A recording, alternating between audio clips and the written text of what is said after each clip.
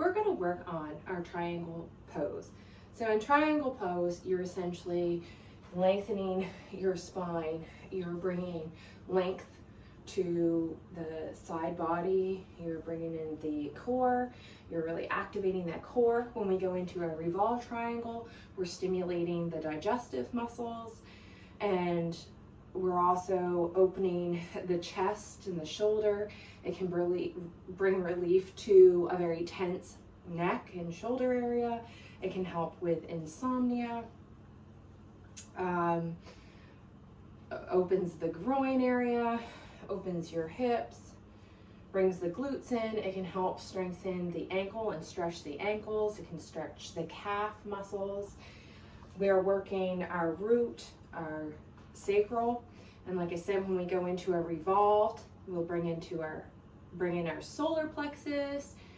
It's a great posture. I have found that when I ripped the MCL and different things in my knee, what had happened was I was walking strangely with my leg, so it wasn't bending as much. I irritated the TFL and different things in my hip. So then I had some hip pains and I had tightness here, and this is one of the postures that really stretched out the muscles joining my leg into my hip and those glute muscles, and really brought a lot of balance back to that area. It's been over a year. I can do triangle a lot easier. I can get into it with a lot more ease. My left side gave me a lot of problems, but like with most postures, you're going to notice that one side goes into it easier than others. Do not ever compare the first time you get into a posture, oh, I can't do that like that, or I don't look like that. That doesn't mean that you're not doing it right. You're doing it to the best of your body's ability. And what we're doing is we're trying to stay in our best proper alignment for the healing of our bodies, mind, spirit. But nobody just jumped into yoga perfect. Nobody jumped into yoga at its deepest level. It is something to work towards, and there's nothing, it's liberating to continue to work towards that best posture, that deepest posture. Would any of us really stick to something that wasn't challenging us? I know I like a challenge, therefore I'm so grateful the fact that yoga, I've been doing it over a year and a half now, steadily, pretty much daily, and that every time I show up to my mat, I am challenged like the first day I ever started yoga. And I appreciate that. I would hope that you would like the challenge to grow and to continue to improve. To each their own. So to get into a triangle posture, if you can remember back to warrior one, you can start in your mountain, and you can get in that proper alignment with our pelvic tilted, feet hip distance apart, shoulders rolled back, neck in alignment, chin tucked. And what we'll do is we're going to start with the right leg back. We take that right step back, and you're just bringing that stance. You can remember in warrior where we grounded our back heel, and you'll see here that I have this front leg stretched, and we start by reaching that left hand out, and we're going to reach from our hip area right here, and we're going to just come over, and we're going to drop.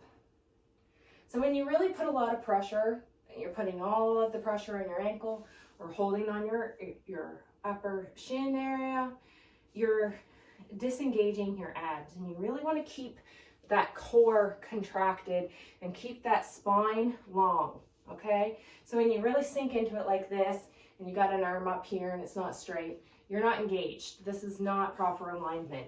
Proper alignment, you can keep a slight bend in your front knee to protect yourself. Proper alignment, you're going down and you're just resting your hand there. So this is all aligned and lengthened. My spine is straight and lengthened. My body is twisted open. My upper arm is engaged. And you can come here. You can come down to your ankle. So then if you want to go into a modification and you're finding like you just can't keep that proper alignment without a brick, go ahead, use your brick, bring your arm up. That side body is elongated, your spine is. You can look forward, you can look down, you can look up. When you look up, you're really challenging your balance. So what we'll do, since we have two sides here, I'm just going to go ahead. I'm going to go to the opposite side of my mat. I'm just going to bring a nice stretch into the other side of my body. So as you can see, you want to keep it here. You're contracting some here, but you're trying to keep that upper body as strong. You can also do a nice triangle with your arms up and angled or right over. And oftentimes you'll hear other yoga teachers or instructors tell you to imagine your body between two panes of glass. So what you're doing is really trying to flatten that body out into that triangle.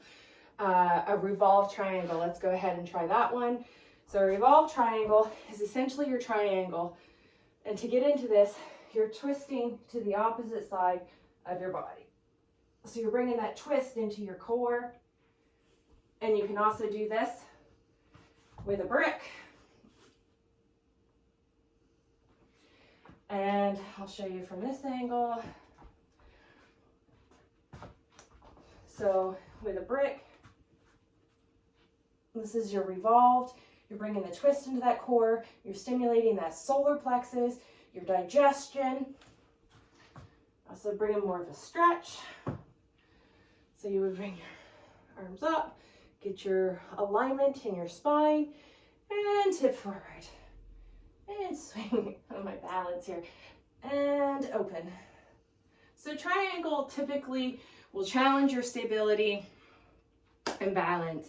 When you bring that revolved in, it definitely challenges your balance a little bit more. It's worth practicing. It's worth falling over for. To this day, some days I can work through like Warrior 3, my half moon, and all of my lunges without doing a little balancing dance and tipping over. But then there can be days that I do tip over. That's fine, because what I'm doing on my mat is I'm bringing balance back into my body. So sometimes when I hit that mat, I'm not in balance, but I can almost guarantee I'm a lot more balanced when I leave my mat. So this is our triangle and our revolved triangle, and I hope that you can enjoy this posture as much as I do. This is at the top of the list of one of my all-time favorites so far. Have a good day.